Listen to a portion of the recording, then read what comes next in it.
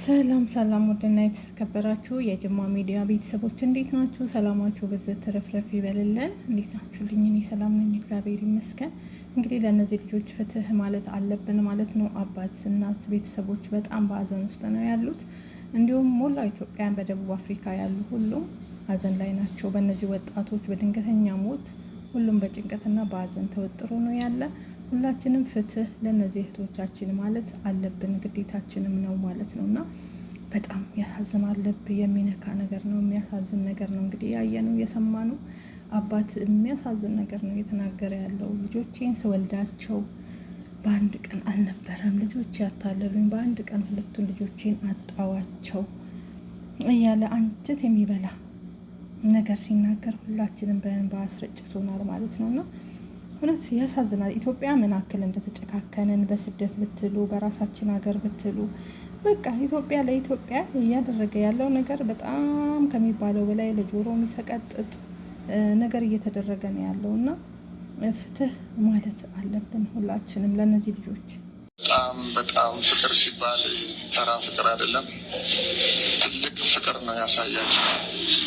እንድበረታ እንድጽናና ነው ያደረጋችሁ። እንደ ልጆቻችሁ ሀዘናችሁን ከኔ ተካፈላችሁ። እኔ የልጆቼን መንዴ እጄ ሰኞ እጄ ስሰማ ተስፋ ነው የቆረጥኩት። በጣም ጥልቅ ተስፋ ነው የቆረጥኩት። ምድር ላይ መኖር አስጠላ። መኖሬን በጣም ነው የጠላሁት። በጣም ጠላው። በጣም የምሳሳላቸው ሙሽራዮቼ ናቸው። ሙሽራዮች በጣም ማዝነው ልጆቼ ጌታ ሰጠኝ። እንግዲህ መልሼ ለጌታ አስረከብኩኝ። ልጆቼ እንግዲህ እኔን ጥለው ሄደዋል። ለካ ልጆቼ ሊያታልሉኝ ነው። እኔ መቼም አንድ ቀን አልወለድኳቸው፣ እነሱ ግን በአንድ ቀን ሄዱብኝ።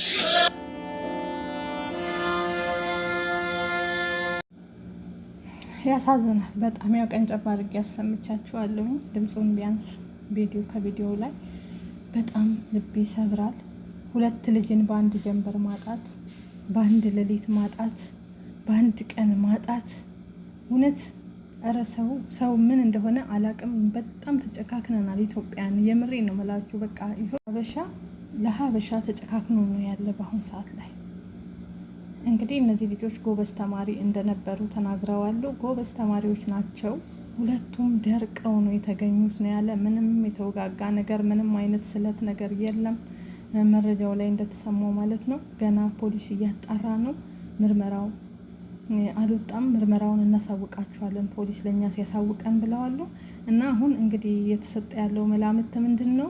ወይ በምግብ ነክ በሚጠጣም ሆነ በሚበላ ነገር ውስጥ ተጨምሮ የተሰጣቸው ነገር እንዳለ ነው። እና ትምህርት ቤት ደግሞ ጎበዝ ስለነበሩ ሁለቱ ለዛም የቅናት ነገር የተሰጣቸው ነገር አለ የሚል ነው። እንግዲህ ከዛው ከኮሚኒቲ ኃላፊ ምናምን ተብሎ ገዛህ የሚባለው ሰውዬ እንግዲህ ሲናገር እንደነበረው ማለት ነው።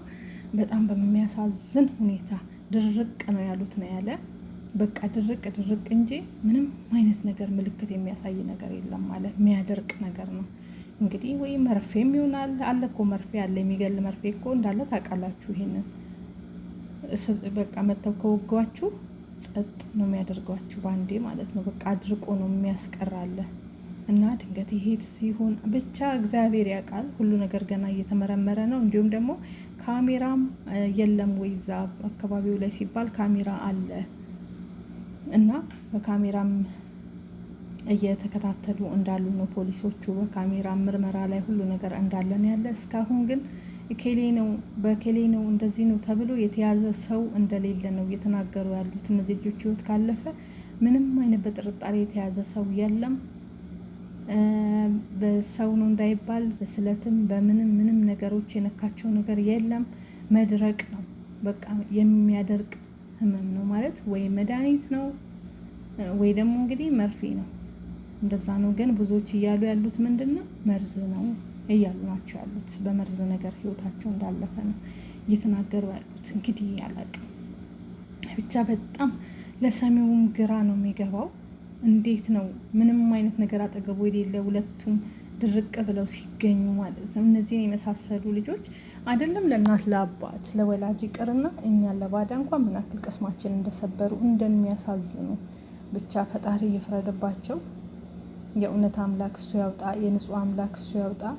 አባት ተቃጠለ፣ ቤተሰብ ተቃጠለ። የእውነት ያማል። እናት አልቻለችም። እናት እዚህ ጋር የምታዩት እንግዲህ በአበባውን ይዘው ያሉት አበባ አስቀምጡ ተብለው እናትና አባት አልቻሉም ማስቀመጡንም ማለት ነው። ቅስም ነው የሚሰብር፣ በጣም ነው የሚያሳዝን። ከባድ ነው ከሚባለው በላይ። ብቻ እግዚአብሔር ጽናቱን ይስጣችሁ፣ ለሞቱትም መጽናናትን ያድልልን። አባት ከምንም በላይ አልቻለም። እስኪ ህልም አይመስላችሁም? 2 ሰው በአንድ ቤት ውስጥ በመኪና አደጋ ቢሆን በመኪና አደጋ ነው ህይወቱ ያለፈው ኬሌ ይባላል። ድንገተኛ ጎርፍ አደጋ፣ የተለያዩ አደጋዎች ቢሆን ከፈጣሪ የመጣ ነው ትላላችሁ። ወይ ደግሞ ቤት በራሳቸው በእናት አባት ቤት እናት አባት እያለ አንድ ቤት አብራችሁ እየኖራችሁ ቢሆን ዝም ብሎ ቢያጠራጥርም ቢያንስ አብራችሁ ራት በልታችሁ ከሆነ እንደዚህ አይነት ነገር ይከሰታል። እንደዛም ቢሆንም ደግሞ ወይ አንድ ሰው ቢሆን ነው።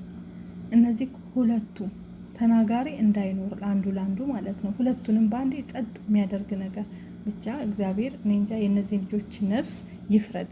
ለእነዚህ ልጆች ግን ሁላችንም ፍትህ ማለት አለብን፣ ነገ ለእኔ ማለት አለብን። ምክንያቱም በየስደት የተበታተን ነው ኢትዮጵያውያን። መጨረሻችን ምንድን ነው? በተለይ በአሜሪካ ሰምተናል እህትና እህት አንድ ላይ እንደሞቱ። በደቡብ አፍሪካ አሁን ነው። ከዚህ በፊት ደቡብ አፍሪካ ወንዶች ናቸው ሲደበደቡ፣ ሲጋደሉ፣ ንብረት ሲቀሙ፣ ሲቃጠልባቸው የምናየው እንጂ ይሄ ለመጀመሪያ ጊዜ ነው። እህትና እህትን በአንድ ጊዜ እንደዚህ ህይወት ማጥፋት ደቡብ ላይ አላየንም። ይሄን የሴቶችን ጥቃት ማለት ነው። አሜሪካ የተለያየ ቦታና ያው ኢትዮጵያ የተለመደ ነው፣ ብርቅ አይደለም፣ አዲስ አይደለም።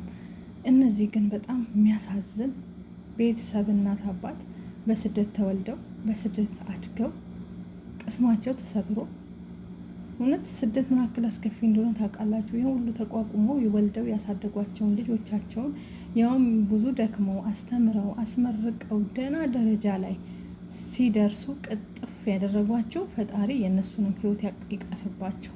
እውነቴ ነው። የሰውን ህይወት የሚቀጥፍ የራሱን ደግሞ ፈጣሪ ይቅጠፍ። መቼም ደህና እንቅልፍ አይተኙም እነዚህን ልጆች እንደዚህ አድርገው ይሄን ያደረጉ ሰዎች። ግን ያሳዝናል። እስከ መቼ ነው ታዲያ ይሄ ነገር እየቀጠለ እንደዚህ የሚሄደው? መቼ ነው ታዲያ የሚቆመው? መቼ ነው ሀይ የምንባለው? መቼ ነው ፍትህ የምናገኘው? ከባድ ነው። እንደ ሰው ካሰባችሁት በጣም ያማል። እንደ ሰው ስታስቡት ሁሉንም ነገሮች እንደ ሰው ማሰብና ለማሰብ የሚለያይበት ነገር አለ።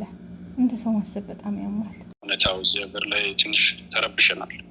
እንግዲህ ታላቅየው ከባድ ብሔራዊ ሀዘን የገጠመን ሁላችንም ልብ ተሰብሯል። ያለመድነው ነገር በዚህ አይነት ሞት 2 እህትማማቾች ከአንድ ቤት ሞቶ መገኘት እንደ ሀገር ብሔራዊ ሀዘን ነው። ይሄ ነው ያለ ሁኔታው። እዚህ ሀገር ላይ ትንሽ ተረብሸናል። እንግዲህ ታላቅየው የማስተርስ ተማሪ ናት። አንድ ነፍስ እንኳን ሞቶ መንገድ ዘግተው ለሳምንታት ስራ የፈታንበት ሁኔታ አለ። አሁን 2 ነፍስ ከአንድ አባት ከአንድ እናት የተወለዱ የጨቅላ ህጻናት ሞተዋል። እስቲ ውጤቱን አይተን በውጤቱ በሚመራን መንገድ የምናከናውናቸው ነገሮች ይኖራሉ። እንግዲህ ሙሉ መረጃውን እነሱ ውጤቱን ሲያወጡ ማስተላለፉ የተሻለ ነው የሚሆነው። ለጊዜ ባለው ሁኔታ ሁላችንም ልብ ተሰብሯል።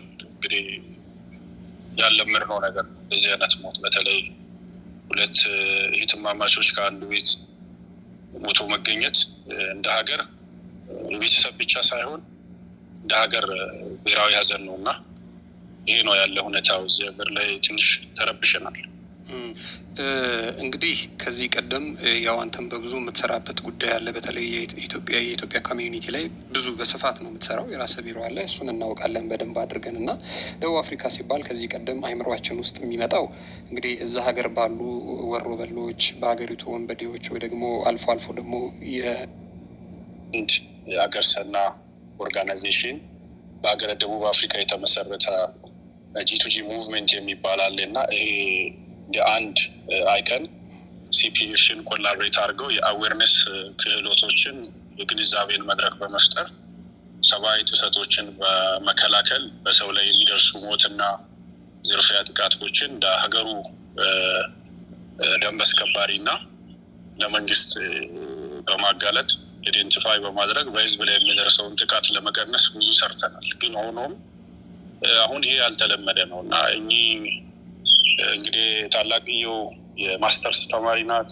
ትንሽየውም በጣም የትምህርት ደረጃዋን ባላቅም ከባድ ነጥብና ውጤት እንዳላት ነው ከወላጆቿ በሰማ ነው።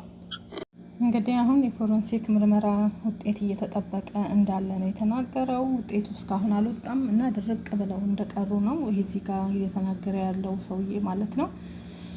ኧረ ይሰቀጥጣል መስማት።